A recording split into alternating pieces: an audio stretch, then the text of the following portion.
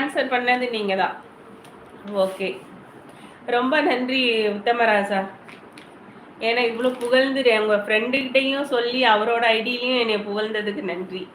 மணி என்ன? ஹாய் சுஜிதா. பிரியா வரலையா? வந்தாங்க பிரியா இப்போதான் பேசிட்டு போறா. இன்னா டின்னர்னு கேட்டுச்சு, அதுக்கு தெரியலன்னு சொன்னேனம்மா. ஓகேப்பா. வடலூர்ல பேசிட்டீங்களா? என்ன பேசுனீங்க? ஹாய் சுஜிமா. வடலூர்ல பேசிட்டீங்களா? தனம் திட்ட பேசினீங்களா? ஓகே. மணி அண்ணா சாப்பிட்டீங்களா? மணி அண்ணா பிரியா வேலையா இருப்பாப்புல இருக்கு, தோசை ஊத்திட்டு இருப்பாப்புல இருக்கு. பாவம், நீ சொன்ன மாதிரி மணி உண்மையிலுமே பிரியா ரொம்ப பாவம். கஷ்டப்படுறது வெளியில சொல்ல முடியாம இருக்கா. நம்மளோட இவ்வளவு ஜாலியா எப்படி இருக்காங்க பாவம் இல்ல. இன்னொன்னு, துறையூர்ல யாருன்னா நான் வரேன்க்கா, ரொம்ப லாங்லாம் என்னால வர முடியாது அப்படின்னு சொன்னாப்பா. இது கொஞ்சம் லாங்கு தானே, அதுதான் பாவம். பிரியா அங்கன்னு துறையூர்லேருந்து வர்றதுன்னா கஷ்டம். சரி, நெக்ஸ்ட் டைம் இங்கே இதில் துறையூரில் புடையில வரட்டும். April May. ஏன் ஆண்டி பாவம்மா? இல்லை, அங்கே திருச்சி இங்கே ஃபங்க்ஷன் வந்துட்டு போனாங்கல்ல, அதுக்கு அவங்க வீட்டுக்கார் ரொம்ப டிஸ்டர்ப் பண்ணி திட்டிகிட்டே இருந்தாராம். அதுதான் பாவம்னு சொன்னோம். அவர் தான் போக சொன்னார், வந்தாங்க. அவரே தான் போயிட்டு வான்னு சொல்லி அனுப்பிச்சிட்டு அப்புறம் போயிட்டு வர்றதுக்குள்ள 1000 ஃபோன் பண்ணுறாரு பாவம். அதுதான் சொன்னேன், பிரியா பாவம் எப்படி தான் சமாளிக்கிறாளோ தெரியல. ஆமாம் சுஜிதா, என்னதான் ஹஸ்பண்டாக இருந்தாலும் ஒரு ஃப்ரீடம் கொடுக்கணும்ல. அவள் சொல்லிட்டு தானே வந்திருக்கா, ஒரு ஃபங்க்ஷன் வரேன்னு சொல்லிட்டு தான் வந்திருக்கா. 4 மணிக்கெலாம் கிளம்பிடுறேன்னு சொல்லியிருக்கா. அதுக்குள்ளே 1000 ஃபோன் அவளுக்கு. கிளம்புனியா, என்ன பண்ணுற, இன்னும் என்ன பண்ணுறேன்னா, வந்து இறங்கினோடனே என்ன பண்ணுறேன்னா அவளால் எப்படி தான் ஒரு ஃபங்க்ஷனில் சந்தோஷமாக இருக்க முடியும் சொல்லு. பாவம் தானே, அதுதான் கஷ்டமாக இருந்துச்சு.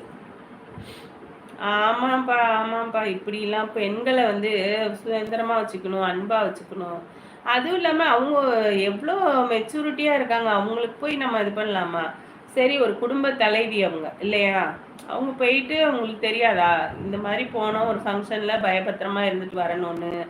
அது என்ன ஒரு இதுத்தனம்? நல்லபடியாக போயிட்டு வாமா, நல்லா சந்தோஷமாக கலந்துட்டு வாமான்னு சொல்கிறது எப்படி?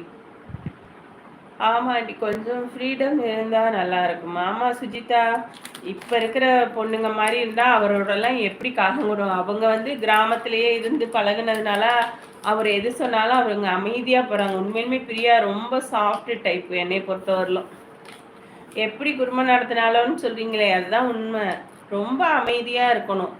ஒருத்தர் அப்படி இருந்தால் ரொம்ப அமைதியாக இருந்தால் தான் அந்த குடும்பம் நல்லா போகும். அது பிரியா வந்து அமைதியாக போகிறதுனால அது பாட்டுக்கு போயிட்டு இருக்கு பாவம். நின்றுட்டேன்னு சுஜி சொல்லு. சுஜி, தீபக் நின்றுட்டானா? வண்டியை நிப்பாட்டிட்டு நிற்கிறியா தீபக்? சாப்பிட்டியா? என்ன பண்ணுற? வா, சக்கரை மிட்டாய் சாப்பிட்றியா? ஜல்லி மிட்டாய். ஏன்னா நான் சாப்பிட ஆரம்பிச்சேன், என்ன துண்டுறேன்னு கேட்பிய. தீபக் ஏன் ஹோமுக்கு போகல இன்னும்? அவன் இப்போதானே சாப்பிட்ருக்கான் சுஜிதா, இனிமேதான் வீட்டுக்கு போவான். ஃபேமிலி அவங்க எவ்வளோ கனவு கண்டிருப்பாங்க இல்லையா? பிரியாவுமே எவ்வளோ கனவு கண்டிருப்பாங்க, எவ்வளோ சந்தோஷமா வாழணும்னு இல்லையா?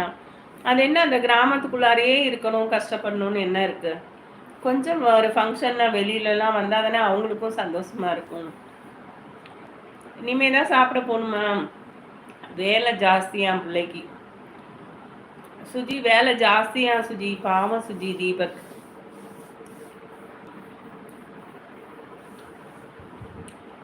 இப்பதான் வெளியே வந்தியா? ஓகே தீபக்.